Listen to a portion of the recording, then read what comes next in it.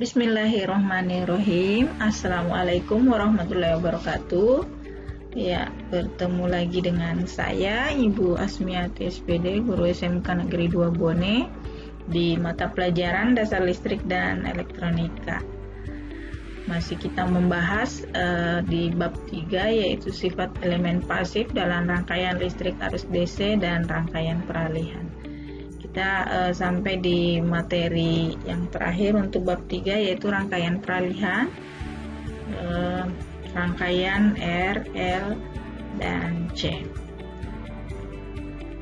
Sebagai pembuka, coba kalian perhatikan foto atau gambar berikut. Tahukah kalian siapa beliau ini? Mungkin diantaranya pernah melihat fotonya. Ya. Beliau adalah Michael Faraday, penemu listrik. Jadi dijuluki Bapak Listrik. Lahir di London Selatan, Inggris. Ya, pendidikan hanya sampai SD saja, di mana ia bisa membaca, menulis, dan berhitung. Nah, ketika berusia 14 tahun, Michael Faraday magang di penjilid buku di London selama 7 tahun. Kemudian dalam waktu luangnya, Faraday membaca Conversation in Chemistry karya Janet Marchett, buku terlaris tahun 1806 yang menjelaskan topik-topik ilmiah untuk khalayak umum. Nah, lahir pada tanggal 22 September 1791 di Inggris. Kemudian dia banyak memberi perhatian pada bidang elektromagnetisme dan elektrokimia. Baik, untuk pembelajaran kita kali ini, tujuannya yaitu melalui kegiatan pembelajaran jarak jauh atau PJJ, metode daring atau dalam jaringan, kalian harus bisa membedakan rangkaian peralihan RL, RC, dan RLC melalui penugasan dengan rasa ingin tahu, mandiri, dan gemar membaca selama proses pembelajaran, bersikap religius, nasional, disiplin, dan berprestasi. Nah, rangkaian peralihan di sini adalah suatu keluaran dari keadaan perubahan mendadak di dalam rangkaian listrik pada saat saklar atau switch membuka, menutup, ataupun timbulnya gangguan atau kesalahan pada sistem. Nah, di sini ini adalah saklar ya, ini adalah rangkaian listrik, ini ada sumber tegangan. Kemudian R itu kalian sudah tahu bahwa R itu adalah resistor atau hambatan, dan C itu adalah kapasitor. Nah, rangkaian peralihan ini juga disebut rangkaian transient. Jadi kalian sudah bisa mengerti. Nah, transient itu ya misalnya dalam kehidupan sehari-hari, jika kita menyalakan ataupun mematikan lampu, tentunya jika diperhatikan ada jeda ya antara waktu antara saat saklar dinyalakan hingga lampu menyala, dari agak redup kemudian menjadi terang. Nah, coba kalian perhatikan ya mulai dari sekarang. Atau yang lebih mudah diamati adalah saat menyalakan atau mematikan kipas angin. Misalnya, ketika kipas angin dimatikan, tentunya putaran baling-baling pada kipas tidak langsung berhenti kan seketika. Nah, tetapi perlahan-lahan menjadi pelan hingga akhirnya baling-baling berhenti. Mengapa begitu? Itulah yang disebut peralihan atau bias, atau biasa disebut dengan transient. Oke. Nah, misalnya bandingkan lampu kamar mandi dengan lampu kamar tidur kalian. Lampu mana yang lebih awet menyala? Ya, lampu kamar tidur kah atau lampu kamar mandi?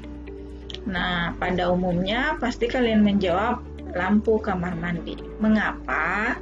Ya, jawabannya karena dibandingkan lampu kamar tidur yang hanya dinyala matikan saat malam hari. Sedangkan lampu kamar mandi lebih sering dinyala matikan, yaitu setiap kali sebelum atau sesudah menggunakan kamar mandi. Ternyata hal tersebut terjadi karena adanya pengaruh transien. Nah, waktu sementara pada umumnya sangat singkat dibanding dengan waktu keadaan tuna atau steady state. Nah, demikian masa sementara menjadi sangat penting dalam sistem ya, karena pada masa tersebut suatu perubahan mendadak akan termanifestasikan baik dalam bentuk arus maupun tegangan yang kadangkala dalam hal ekstrim akan mengakibatkan kerusakan fatal pada sistem seperti memacetkan mesin, memutuskan hubungan listrik atau mengganggu dan menggagalkan sistem komunikasi ya, dan sebagainya. Nah, dengan pemahaman atas perilaku transien tersebut secara matematis dapat dihitung dan diukur dengan berbagai instrumen elektronik. Setidaknya dapat diusahakan untuk mencegah kerusakan sistem atau mengontrol sistem agar keadaan yang berbahaya dapat terelakkan dan teratasi. Nah, semua fenomena transien dalam sistem listrik dapat dinyatakan oleh 3 jenis elemen rangkaian listrik, yaitu resistansi, induktansi, dan kapasitansi. Nah, sebelum kita berbicara tentang rangkaian arus listrik RLC, Ibu akan mengingatkan kembali ya rangkaian listrik arus DC dan AC itu. Ya, jadi jika ada gambar seperti ini adalah rangkaian listrik. Perbedaannya bahwa arus DC atau arus searah ini ya, biasanya dari sumber tegangan ini, sedangkan rangkaian listrik AC ya atau arus bolak-balik biasanya sumber tegangannya seperti ini. Jadi perbedaannya di sini ya. Nah, kemudian arus yang ditimbulkan melalui grafik ini, maka dalam keadaan waktu yang berubah arusnya tetap atau konstan.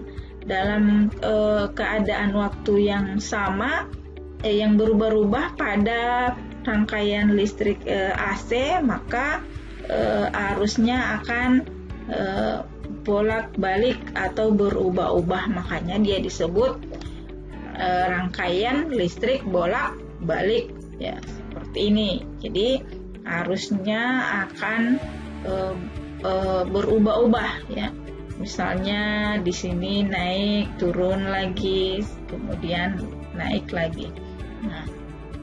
Nah, bagaimana arus searah ya? Arus DC itu biasa disebut arus DC atau direct current atau arus listrik searah ya, arus yang mengalir satu arah di mana aliran elektron dari suatu titik yang energi potensialnya tinggi ke titik yang lain yang energi potensialnya lebih rendah.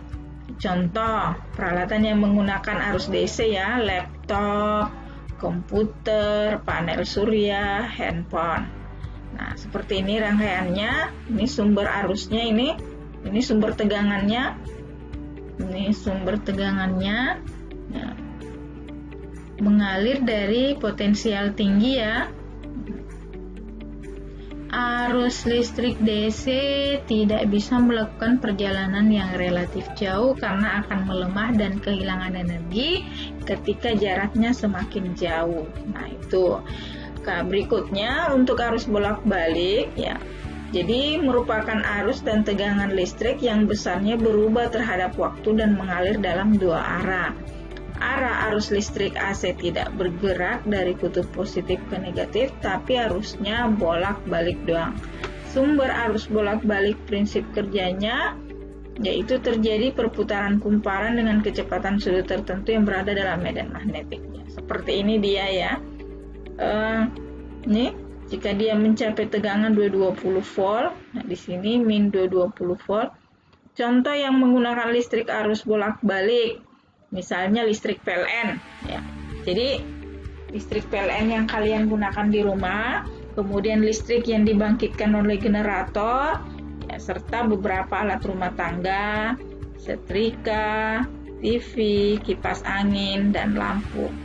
Baik, semoga kalian sudah mengerti. Kita lanjut. Nah, Rangkaian listrik RLC itu yang seperti apa ya? Kalian bisa lihat gambarnya di sini ya. Ini ada sumber tegangan baterai, kemudian ada induktor, resistor, dan kapasitor. Jadi, jika dibuat dalam bentuk gambar rangkaian, maka dia modelnya seperti ini. Ini sumber tegangannya 12 volt, ada R-nya atau resistornya atau hambatannya, kemudian ada L induktornya, kemudian ada C kapasitornya. Jadi hanya digambarkan dalam bentuk simbol saja. Nah, ini namanya gambar rangkaian listrik RLC. Tapi nyataannya jika dirangkai dia dalam bentuk seperti ini. Rangkaian listrik itu adalah suatu susunan elemen yang mewakili suatu sistem elektrik, yaitu sistem yang memanfaatkan atau menimbulkan gejala-gejala yang berhubungan dengan listrik. Selain elemen sumber energi, ingat elemen dasar listrik yang akan kita jumpai yaitu ada 3, tahanan atau resistor, induktor, dan kapasitor. Nah, seperti ini ya, rangkaian listrik RLC. Rangkaian listrik RLC ada 2 ya, ada yang arus searah dan ada yang arus bolak-balik. Jadi kita mengulang kembali ya, R di sini adalah resistansi, ya besar tahanannya yang dimiliki R disebut resistansi, satuannya ohm. Sedangkan yang besar sifat yang dimiliki induktor ini disebut induktansi dan satuannya Henry ya, atau milihenry. Besar sifat yang dimiliki kapasitor ini disebut kapasitansi dan satuannya farad, lambangnya F. Ini kalian sudah pernah pelajari ya di materi sebelumnya. Bagaimana dengan rangkaian listrik RLC arus bolak-balik ya? Nah, seperti ini gambarnya. Nih, ini ada R, C, L. Nah, elemen R, L, dan C dihubungkan satu dengan yang lainnya oleh konduktor atau penghantar yang tidak memiliki sifat selain melalui arus listrik. Rangkaian RLC adalah rangkaian yang tersusun terdiri atas resistor, induktor, kapasitor, baik secara seri maupun paralel. Jadi bisa dirangkai seri dan dirangkai paralel. Rangkaian ini dinamakan RLC karena menunjukkan simbol ketahanan, induktansi, dan kapasitansi. Ya. Jadi seperti ini gambarnya ya. Jadi jika rangkaian RC ini rangkai seri, kalau paralelnya seperti ini gambarnya. Kalau rangkaian RL ini serinya, kemudian paralelnya. Nah, ini gambar-gambarnya. Rangkaian C dan L ini rangkaian serinya, ini rangkaian paralelnya. Nah, RLC itu juga bisa dirangkai seri, ya tiga-tiganya bisa dirangkai secara seri dan ketiga-tiganya bisa dirangkai secara paralel. Coba kita mulai dari rangkaian RLC. Rangkaian RC suatu rangkaian seri yang tersusun oleh resistor atau penghambat dan kapasitor yang terhubung oleh suatu sumber arus atau sumber tegangan. Nah, model rangkaiannya seperti ini, RC. Ada tegangan, ada sumber tegangan, kita anggap sebagai V0. Kemudian tegangan yang melewati resistor ini kita sebut sebagai VR dan tegangan yang melewati C ini kita sebut VC. Di sini kita memasukkan kapasitor sebagai sebuah elemen rangkaian yang akan menghantarkan kita ke konsep arus yang berubah terhadap waktu. Jadi persamaannya ya ini bahwa V0 itu sama dengan tegangan yang melewati resistor dijumlahkan dengan tegangan yang melewati kapasitor. Nah, bagaimana dengan rangkaian RL ya? Ini contohnya. Jadi ada VR, tegangan yang melewati resistor, ada PL dan tegangan yang melewati induktor. Ya. Kemudian di sini ada saklar. Ini saklar ya, ini sumber tegangan. Dari gambar terlihat sebuah rangkaian RL dihubungkan dengan sumber tegangan DC yang melewati saklar on atau off. di mana pada saat saklar ditutup arus mengalir melalui rangkaian, tetapi arus tidak naik cepat ke nilai arus maksimum dikarenakan ada rasio dari tegangan dan hambatan. Jadi tidak langsung ya. Hal ini terjadi karena adanya induksi diri dalam induktor sebagai efek dari pertumbuhan fluks magnetik. Setelah transisi waktu dari nilai tegangan menetralkan efek dari induksi diri MF, arus yang mengalir menjadi konstan dan medan induksi direduksi menjadi nol. Jadi VT itu sama dengan VR ditambah VL itu sama dengan 0. Nah, bagaimana rangkaian LC? Rangkaian LC bisa diperhatikan seperti ini ya. Jadi terdiri atas induktor dan kapasitor. Rangkaian LC disebut juga rangkaian tangki, rangkaian tuner atau rangkaian resonan. LC adalah rangkaian yang dibangun dengan induktor yang dilambangkan dengan huruf L dan kapasitor dengan lambang huruf C. Jadi dihubung bersama. Ya. Rangkaian LC ini digunakan untuk menghasilkan sinyal pada frekuensi tertentu atau menerima sinyal dari sinyal yang lebih komposit pada frekuensi tertentu. Nah, rangkaian LC ini adalah komponen elektronika dasar dalam berbagai perangkat elektronik, terutama peralatan radio, ya, yang digunakan dalam rangkaian tunernya, filter, mixer frekuensi, dan osilator. Fungsi utama dari rangkaian LC umumnya berisolasi dengan redaman minimum. Nah, tadi rangkaian LC itu digunakan pada rangkaian seperti tuner. Nah, ini rangkaian tuner, ya disebut juga dengan penala.